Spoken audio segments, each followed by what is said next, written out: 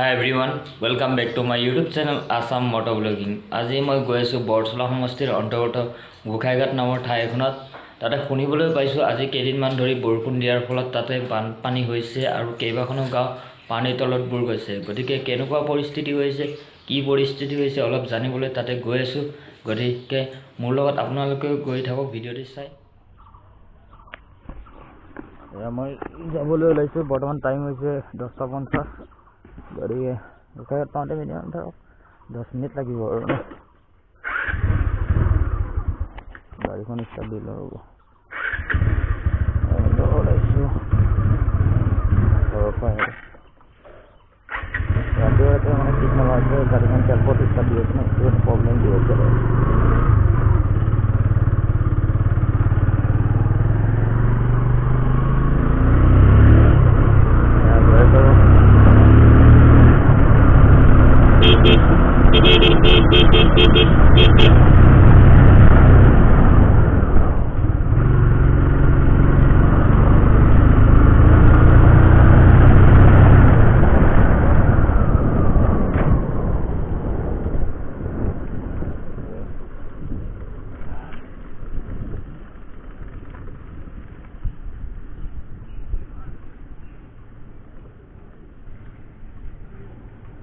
অলপ টাইম মানে ৰখি দিছোঁ, লগৰটোক সিও যাম বুলি কৈছে আৰু বৰ্তমান যাব ওলাইছোঁ এয়া গোসাইঘাটলৈ। লগৰটোক ৰখি আছিলোঁ ইমান সময়, বৰ্তমান সি আহি পালে আৰু এতিয়া আমি যাব ওলাইছোঁ। বাইক ষ্টাৰ্ট দিছোঁ আৰু সেইটো হৈছে আমাৰ শংকৰ মাধৱ নাটঘৰ। এইটো আমাৰ ক্লাব হয়, বৰচলা ক্লাব, নিজ বৰচলা ক্লাব হয়। আৰু লগতে পুথিভঁৰালো আছে, এইটো পুথিভঁৰাল। এইটো স্থাপিত হৈছিল 1954 চনত। ইয়াত পূজাৰ ছিজনত পূজা হয়, এই ছিজনত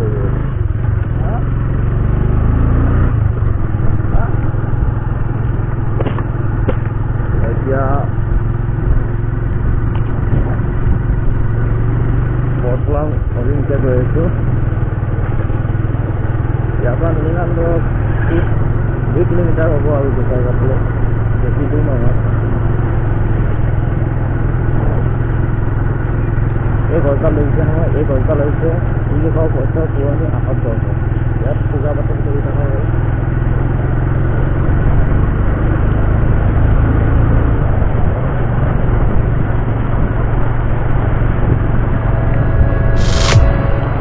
এতিয়া আমি গোসাইঘাটত বানপানী হৈছে, বানপানী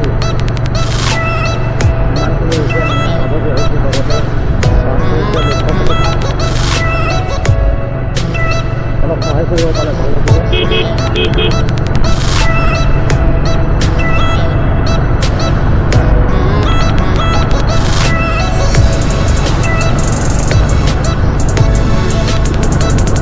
মানে কি কৰি আছিলোঁ, মই ফোন কৰি আছোঁ ইমানবাৰ, হয় নহয়? আজিতো অসম বন্ধ হয় ন?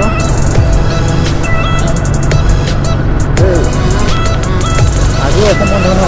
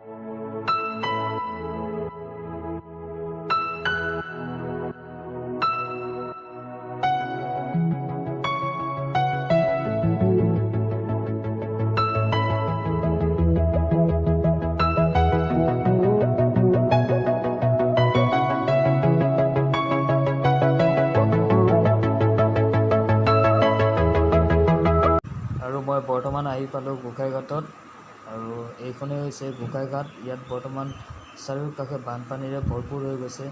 মানুহৰ ঘৰবিলাক বৰ্তমান ডুব গৈছে। ইয়াত গোটেই এৰিয়াটো মই দেখাই আছোঁ। মোৰ কেমেৰাই যিমানখিনি দেখি পাইছে সিমানখিনি দেখাবলৈ সক্ষম হৈ আছোঁ।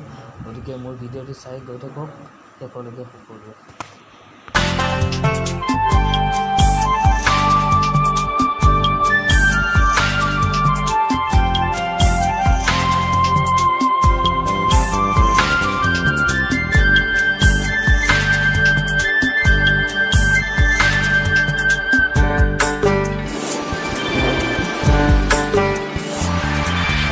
কেউফালে গুজৰি গুমৰি আহিলে বান উটুৱাই নিলেহি গাঁওখন সুখৰে ঘৰখন।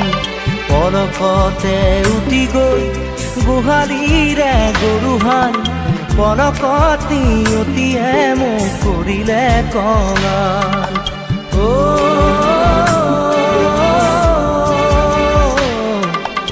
উটুৱাই নিলেহি গাঁওখন সুখৰে ঘৰখন। কেউফালে গুজৰি গুমৰি আহিলে বান উটুৱাই নিলেহি গাঁওখন সুখৰে ঘৰখন। পলকতে উটি গৈ গোহালিৰে গৰুহাল পলকত নিয়তিয়ে মোক কৰিলে কঙাল।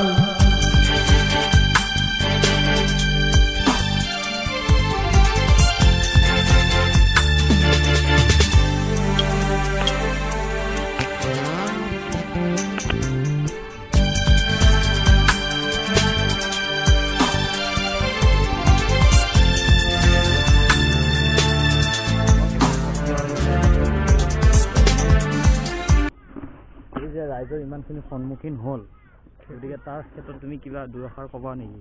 হয়, মই এইটোৱে ক'ব বিচাৰোঁ যে বৰচলা ৰাইজৰ বৰ্তমান এইখিনি এৰিয়াৰ এইখিনি জেগাৰ এই এৰিয়াখিনিৰ ৰাইজৰ যি অসুবিধা বৰ্তমান অসুবিধাৰ সন্মুখীন হৈছে। বৰ্তমানটো ক'ব গ'লে অকণমান এওঁলোকতো ভালেই আছে, আৰু হয়তো এনেকৈ একেৰাহে যদি বৰষুণ নেৰানেপেৰাকৈ পৰি থাকে তেতিয়াহ'লে হয়তো আৰু কেইদিনমান পিছত 1-2 মাহৰ পিছত তেওঁলোকৰ অৱস্থা ইয়াতকৈ বেয়ালৈ যাব পাৰে।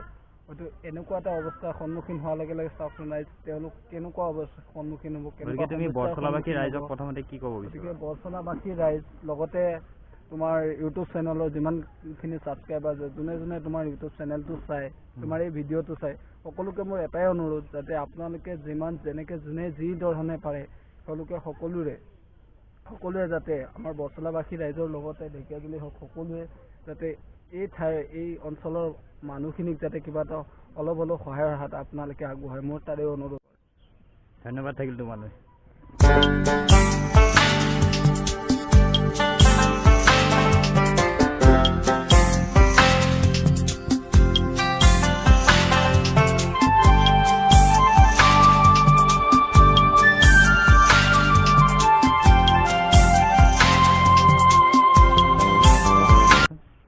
অলপ এই বিষয়ত কি ক'ব?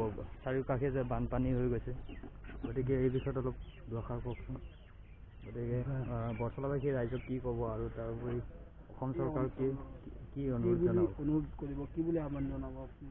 এই অঞ্চলৰ যিমানখিনি বানপানীৰ সমস্যাৰ সন্মুখীন হৈছে, বানপানী হৈছেই। হয়,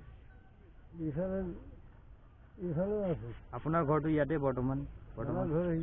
নহয়, আপুনি এই অঞ্চলৰ যিখিনি মানুহ আছে, যিখিনি সমস্যাৰ সন্মুখীন হৈছে, তেখেতসকলৰ কাৰণে আপুনি কি ধৰণৰ চৰকাৰক কি ধৰণৰ অনুৰোধ জনাব আৰু গাঁওবাসীক কি ধৰণে অনুৰোধ জনাব, তাৰ ওপৰত আপুনি দুই এষাৰ ক'ব লাগে। দুআষাৰ কৈ দিব পাৰোঁ। আপুনি কি অনুৰোধ জনাব যে চৰকাৰক আপুনি কি আহ্বান কৰিব? ইয়াত যে ইমানবিলাক মানুহৰ যে এতিয়া ক্ষতিসাধন হৈছে, গতিকে সেইসকল মানুহক মানে সমাধান কৰিবতো কিবা এটা অসম চৰকাৰকতো অনুৰোধ কৰিব লাগিব ন, গতিকে তাৰ কাৰণে আপুনি তাৰ ওপৰত ভিত্তি কৰি দুআষাৰ ক'ব দিছোঁ। অসম চৰকাৰকে হওক বা বাকী গাঁওবাসীকে এইটো অঞ্চল বাদ দি বাকী দল সংগঠন এৰিয়াৰ মানুহখিনি বা বাকী দল সংগঠন হওক, NGO, বিভিন্ন ধৰণৰ সংগঠনেই হওক বা চহৰ অঞ্চলৰ মধ্যবিত্ত লোকেই হওক, সেইসকলক আপুনি কি বুলি অনুৰোধ জনাব? এই মানুহখিনি